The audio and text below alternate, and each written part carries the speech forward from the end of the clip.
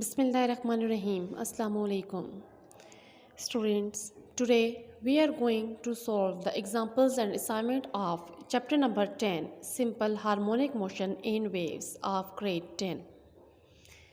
Example 10.1 में हमें given है what is the frequency of oscillation if the time period is 20 milliseconds. 20 milliseconds हमें time period given है और हमने ये बताना है कि फ्रीक्वेंसी उस पेंडुलम की उस ऑसिलेशन के दौरान कितनी होगी। तो इसके सॉल्यूशन की तरफ आते हैं। तो देखें, गिवन डेटा में सबसे पहले हमने लिख लिया time t is equal to 20 milliseconds. चूँकि टाइम का ऐसा यूनिट होता है सेकंड्स, तो इसके साथ जो प्रीफिक्स है मिली, मैं उसकी वैल्यू पुट करूँगी इन प्रीफिक्स टेबल जो कि ग्रेड 9 में है। उसके अकॉर्डिंग मिली की वैल्यू होती है 10 पावर -3। तो मैंने लिख लिया है 20 इंटू 10⁻³ सेकंड्स। जब मैंने इस -3 को रिमूव करना चाहा तो मैंने पॉइंट को बैकवर्ड मूव करवाना होगा। पॉइंट जब कहीं नहीं होता तो हम उसको लास्ट डिजिट के बाद कंसिडर करते हैं और पॉइंट हमने यहाँ से मूव किया 1, 2 और 0 हमने खुद से लगाया, 0.02 सेकंड्स बन गया। ये कुछ रूल्स होते हैं जिसमें हम लोग स्टैंडर्ड फॉर्म में या साइंटिफिक नोटेशन में जब कोई भी नंबर लिखते हैं तो उसके लिए हमने ये रूल्स फॉलो करने होते हैं। रिक्वायर्ड है हमें फ्रीक्वेंसी। अब हमें ये बात पता है कि टाइम पीरियड और फ्रीक्वेंसी के दरमियान में इन्वर्स रिलेशन है। इन्वर्स रिलेशन का मतलब ये है कि एक के बढ़ने से दूसरी वैल्यू कम हो जाती है। चैप्टर नंबर 1 में टाइम पीरियड और फ्रीक्वेंसी के दरमियान में जो रिलेशन है वो हमें गिवन है t is equal to 1/f, और यहाँ पर जब हम क्रॉस मल्टीप्लाई करेंगे तो f is equal to 1/t बन गया। यहाँ पर मैं जब t की वैल्यू पुट करूँगी तो वो वैल्यू है 1 डिवाइडेड बाई 0.02। तो ये 1 डिवाइडेड बाई 0.02 करने से मेरे पास वैल्यू आ जाएगी फ्रीक्वेंसी की 50 हर्ट्ज़। चूँकि फ्रीक्वेंसी का यूनिट हर्ट्ज़ भी है, साइकिल्स पर सेकंड भी है और सेकंड इनवर्स भी है। ये 3 यूनिट्स है फ्रीक्वेंसी के, जहाँ पर जो भी कन्वीनियंट हो हम यूज़ कर सकते हैं। Now we are moving towards assignment 10.1। Statement of assignment 10.1 is when an object oscillates with the frequency of 0.5 Hz, what is its time period? हमें फ्रीक्वेंसी की वैल्यू गिवन है जो कि है 0.5 हर्ट्ज़। हमने टाइम पीरियड की वैल्यू बताना है। Assignment 10.1 is exactly opposite to the example 10.1। दोनों एक दूसरे के बिल्कुल अपोजिट हैं। फ्रीक्वेंसी हमें गिवन है 0.5 हर्ट्ज़, टाइम पीरियड हमने बताना है। तो टाइम पीरियड और फ्रीक्वेंसी के दरमियान में इन्वर्स रिलेशन है, ये है t is equal to 1/f। Simply we have to put the value of frequency here. ये आ जाता है 1/0.5 जो कि है 2 seconds. Now moving towards the next example. Spring has spring constant of 48.0 newton per metre. Spring constant की value हमें given है 48.0। This spring is pulled to the distance of 55 centimetre. Distance हमें 55 सेंटीमीटर गिवन है। What is restoring force? Now we have to find the value of restoring force. Solution. Displacement या distance 55 centimetre given है। Centi की value put करते हैं जो कि है 10 पावर -2। 55 इंटू 10⁻² मीटर बन गया। अब इस -2 को ख़त्म करने के लिए पॉइंट में लास्ट डिजिट से बैक 2 स्टेप्स जाऊंगी। तो 5 से पहले यहाँ पर मैं पॉइंट लगा दूंगी, 2 स्टेप से इसको पीछे मूव करवाऊंगी, तो ये मेरे पास बन जाएगा 0.55 मीटर। स्प्रिंग कांस्टेंट के की वैल्यू है 48.0 newton per metre. According to Hooke's law F is equal to kx। K की वैल्यू भी गिवन है, एक्स की भी गिवन है। Only we have to find the value of this force and restoring force is equal to -kx। Here symbol negative symbol represents that the direction of restoring force is always towards the mean position। ये negative sign हमें ये बताता है कि जो restoring force की direction है वो मीन पोजीशन की तरफ होती है। अब k की वैल्यू पुट की है और x की वैल्यू पुट की है। मल्टीप्लाई करने के बाद हमारे पास आ जाता है -26.4 न्यूटन। फोर्स चाहे कोई भी हो, रिस्टोरिंग फोर्स हो, अप्लाइड फोर्स हो या फिर फ्रिक्शनल फोर्स हो, उन सब फोर्सेस की वैल्यू जो यूनिट होगा वो न्यूटन होगा, क्योंकि unit of force is Newton. Assignment 10.2 is similar to the example 10.2. We have to determine the restoring force of a spring displaced 1.5 metre. ये 1.5 मीटर हमें डिस्टेंस या डिस्प्लेसमेंट की वैल्यू गिवन है with the spring constant of 30 newton per metre, और यहाँ पर हमें spring constant के की value 30 newton per metre given है, and we have to find the value of restoring force. Moving towards the solution of assignment 10.2, given data है displacement जो कि है 1.5 metre. Spring constant k is equal to 30 newton per metre. Required है हमारे पास restoring force. अब according to Hooke's law restoring force is equal to -kx। अब next step में माइनस उसी तरह से उतार दिया, k की वैल्यू हमारे पास 30 है और x की है 1.5, और ये मल्टीप्लाई करके हमारे पास आ जाता है 45। नेगेटिव साइन ये शो करता है कि डायरेक्शन जो है वो टुवर्ड्स द मेन पोजीशन है रिस्टोरिंग फोर्स की, and Newton is the unit of force. Statement of example 10.3, what is the mass of vertical mass spring system if it oscillates with the period means के time period of 20 seconds and has the spring constant of 20 Newton per meter। spring constant का unit होता है Newton per meter, second is the unit of time period and we have to find the value of mass। Data लिखते हैं, spring constant और time period की value हमें given है जो हमने लिख ली है। we have to find the value of mass। Mess spring system में टाइम पीरियड के लिए फार्मूला है t is equal to 2π√m/k, और यही फार्मूला आपके पास सिंपल पेंडुलम में बन जाता है t is equal to 2π√L/g, means कि m/k is replaced by L/g। अब हमें यहाँ पर m की वैल्यू फाइंड आउट करनी है। मैं इसलिए m को सेपरेट करूँगी, m चूँकि हमारे पास अंडर रूट में है तो मैं इस अंडर रूट से m को ख़त्म करना चाहती हूँ, तो मैं क्या करूँगी, दोनों तरफ स्क्वायर ले लूँगी।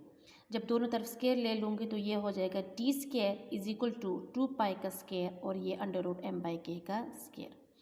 ये t स्क्वायर उसी तरह से 2π का होल स्क्वायर बन गया 4π स्क्वायर, और ये स्क्वायर और अंडर रूट आपस में कैंसिल होके m/k रह गया। अब चूँकि मैंने m को एलिमिनेट करना है तो मैं m को अलहदा करूँगी।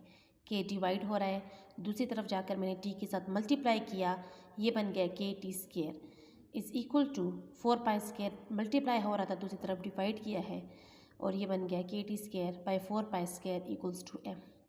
ये जो मेरे पास फार्मूला बना है m is equal to kt square by 4π square, अब मैंने इसमें वैल्यूज़ पुट करनी है। चूँकि मेरे पास k की वैल्यू 20 है, टाइम की 2.0 है, तो मैंने इसमें पुट की है, और पाई की हमारे पास कांस्टेंट वैल्यू होती है जो होती है 3.14। ये वैल्यू मल्टीप्लाई और डिवाइड करने के बाद मेरे पास आ गई 2.02 kg, जिसको मैं सिंपली 2 kg भी लिख सकती हूँ। एग्जाम्पल 10.3 के बाद हम मूव करते हैं असाइनमेंट 10.3 की तरफ।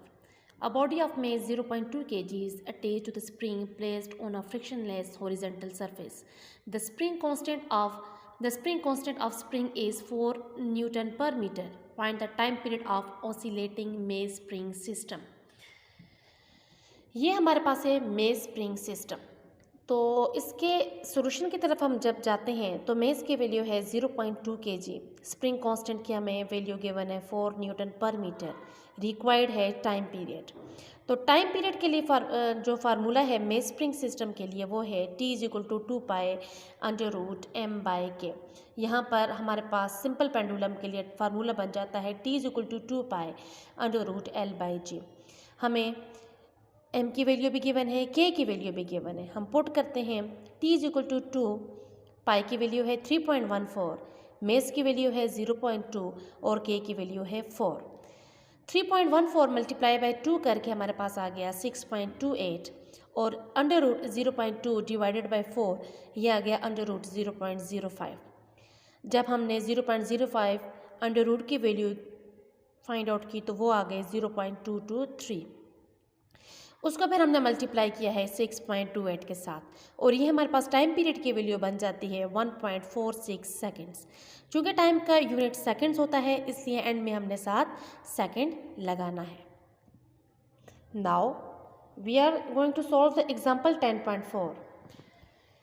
इन example 10.4 determine the magnitude of restoring force for the pendulum bob of mass 100 ग्राम। हमें मेस 100 ग्राम गिवन है और याद रखें कि यहाँ पर हमें पेंडुलम गिवन है, मेस स्प्रिंग नहीं गिवन। That has been pulled to the angle of 10 degree from vertical. अब हम इसके सोल्यूशन की तरफ जाते हैं।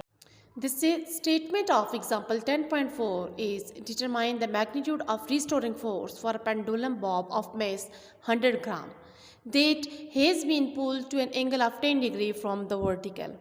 कि एक सिंपल पेंडुलम है जिसको वर्टिकली हैंग किया गया है 10 डिग्री एंगल के साथ, आपने उसके मैग्नीट्यूड बताना है रिस्टोरिंग फोर्स का। इसके सोल्यूशन की तरफ जब हम आते हैं तो सोल्यूशन में आप लोग देखें कि हमें जो गिवन है मेस 10 ग्राम 100 ग्राम वो हमने लिख लिया है, but SI unit of mass is kg, so we have to convert the gram into kilogram. The method for converting is to divide the 100 by 1000। अगर हमने ग्राम को किलोग्राम में कन्वर्ट करना है किसी भी वैल्यू को तो हमने उसको 1000 के साथ डिवाइड कर देना होगा। तो हमने यहाँ पर 100 ग्राम को डिवाइडेड बाय 1000 लिखा, तो इस तरह से इसकी जो कन्वर्जन हो गई है वो किलोग्राम में हो गई और साथ हमने kg लिख लिया है। तो ये डिवाइड करने के बाद आया है 0.1000 kg। Acceleration due to gravity constant होती है जो कि है 9.8 metre per second square. Angle theta हमें 10 डिग्री गिवन है। Now we have to find the value of restoring force for simple pendulum. Restoring force according to the data हम decide करेंगे किस कौन सा फार्मूला हमने लगाना है। तो यहाँ पर ये होगा -mg sin थीटा, ये सिंपल पेंडुलम के लिए है। और स्प्रिंग के लिए आपके पास रिस्टोरिंग फोर्स अगर फाइंड आउट करनी हो तो F = -kx है, और अगर आपने सिंपल पेंडुलम के लिए करना है तो आपके के लिए ये फार्मूला बन जाएगा -mg sin थीटा। मेस आपको गिवन है kg में 0.1000, value of g is constant that is 9.8, sine theta की जगह आपने 10 पुट किया। साइन 10 डिग्री हमारे पास आ जाता है 0.17 और पहली दो वैल्यूज़ को मल्टीप्लाई करें तो आ जाता है 0.98। अब मज़ीद सिंप्लीफाई करेंगे, इन दोनों वैल्यूज़ को आपस में मल्टीप्लाई करेंगे तो हमारे पास आ जाएगा F = -0.167 Newton. Remember one thing, negative sign shows the direction of restoring force। Negative sign इसकी डायरेक्शन शो कर रहा है कि इसकी direction towards the mean position होती है। इसी तरह से हम जाते हैं toward the assignment 10.4। At what angle must a pendulum displace to create restoring force of 4.00 Newton on a bob with mass of 500 ग्राम। इसमें हमने एंगल थीटा को फाइंड आउट करना है। हमें रिस्टोरिंग फोर्स की वैल्यू गिवन है और हमें मेस की वैल्यू गिवन है। मींस कि हमने यही वाला फार्मूला यूज़ करना है जो कि restoring force = -mg sin theta है। इसमें हमने साइन थीटा की वैल्यू फाइंड आउट करनी है और हमें F और mg दोनों गिवन है। अब हम इसके सोल्यूशन की तरफ जाते हैं। Statement of example 10.5 is what is the gravitational field strength on planet mercury if a 0.500 meter pendulum swings with the period of 2.3 seconds। देखिए स्टेटमेंट में आप पेंडुलम का वर्ड यूज हुआ है, तो time period for simple pendulum is t = 2π√L/g and the time period for mass spring system is 2π√m/k, means कि L/g is replaced by m/k। Moving towards the solution of example 10.5, given data is time period t = 2.3 seconds, length is 0.500 meter, and we have to find the value of gravitational field strength, that is small g। We are using the formula of time period t = 2π√L/g, and here we have to find the value of this small g, that is the gravitational field strength। हम दोनों तरफ square लेंगे तो ये बन जाएगा t², 4 pi square और इसका स्क्वायर कैंसिल हो जाएगा अंडर रूट के साथ। तो ये हमारे पास सिंप्लीफाई होकर इक्वेशन बन जाएगी। अब हम जी को एलिमिनेट करेंगे, सेपरेट करेंगे, जी को दूसरी तरफ ले जाएंगे। Small G is equal to 4 pi square L divided by ये वाला टी स्क्वायर इस तरफ ले आए, मीन्स कि हमने क्रॉस मल्टीप्लिकेशन की है। अब जो फार्मूला बना है इसमें हमने सिंपली वैल्यूज़ पुट कर देनी है। 4 वैल्यू ऑफ पाई इज़ 3.14 का square into L, L is 0.5 divided by T, T की वैल्यू है 2.3, तो ये वैल्यू हमारे पास आ जाती है 3.73। अब यहाँ पर हम न्यूटन पर केजी भी यूनिट लगा सकते हैं, मीटर पर सेकंड स्क्वायर भी यूनिट लगा सकते हैं। ये दोनों यूनिट्स हैं स्मॉल जी के। Small G gravitational field strength को यहाँ शो कर रहा है। Statement of assignment 10.5, what is the gravitational field strength at the top of Mount Everest at an altitude of 8954 metre if the pendulum with the length of 1 meter has the period of 2 seconds। तो हम अपना required data बनाते हैं। According to given data हमें time period और length दोनों given हैं and we have to find the gravitational field strength. Same solution होगा जैसा कि एग्जांपल 10.5 में हुआ है। हम फार्मूला यूज़ करेंगे, चूँकि यहाँ पर सिंपल पेंडुलम गिवन है तो हम सिंपल पेंडुलम का फार्मूला लगाएंगे जो कि है T = 2 pi under root L by g. तो दोनों तरफ स्क्वायर लिया, टी स्क्वायर, ये 4 पाई स्क्वायर और इसका स्क्वायर कट के एल बाई जी बन गया। तो जी को एलिमिनेट करेंगे, यहाँ पर जी दूसरी तरफ ले गए और टी स्क्वायर को इस तरफ लेकर आ गए और डिवाइड कर दिया 4 पाई स्क्वायर एल के साथ। अब जो हमारे पास एक रिलेशन बना है जी = 4 pi square L divided by T square है, इसमें हम वैल्यूज़ पुट करेंगे। 4 इज़ कॉन्स्टेंट, पाई 3.14 और इसका हमने स्केल लिया है L 1 divided by T square है तो वो 2 का स्केल लिया और ये हमारे पास आ गया 9.76 approximately 9.8 metre per second square. अब हम मूव करते हैं towards the example 10.6। A student vibrates the end of spring at 2.6 hertz. ये हमें फ्रीक्वेंसी की वैल्यू गिवन है जो कि है 2.6 hertz. This produces a wave with the wavelength of 0.37 meter. Wavelength lambda हमें 0.37 meter given है। Calculate the speed of wave and we have to find the value of speed. According to universal wave equation v is equal to f lambda और यहाँ पर हमें f की value भी given है, lambda की भी given है। Simply we have to put the values. So we got v is equal to 2.6 into 0.37, that is 0.962 meter per second square. Statement of assignment 10.6 is a sound wave of wavelength 1.7 into 10 to the power minus 2 meter. Calculate the frequency of sound if its velocity is 343.4 meter per seconds. अब हम इसके solution की तरफ जाते हैं। इसमें आप लोग देखें स्पीड हमें गिवन है 343.4 metre per second, wavelength lambda है 1.7 into 10 to power -2 metre, required है हमारे पास frequency. According to general wave equation v is equal to f lambda and यहाँ पर हमने f की वैल्यू को फाइंड आउट करना है तो f is equal to v by lambda हो जाएगा। लेमडा दूसरी तरफ हमने डिवाइड कर दिया है। Now the value of v is 343.4 and the value of lambda is 1.7. By putting the values and dividing, we got f is equal to 2.02 into 10 to the power -4 and unit of frequency is hertz, unit of frequency is also second inverse, unit of frequency is also cycles per second.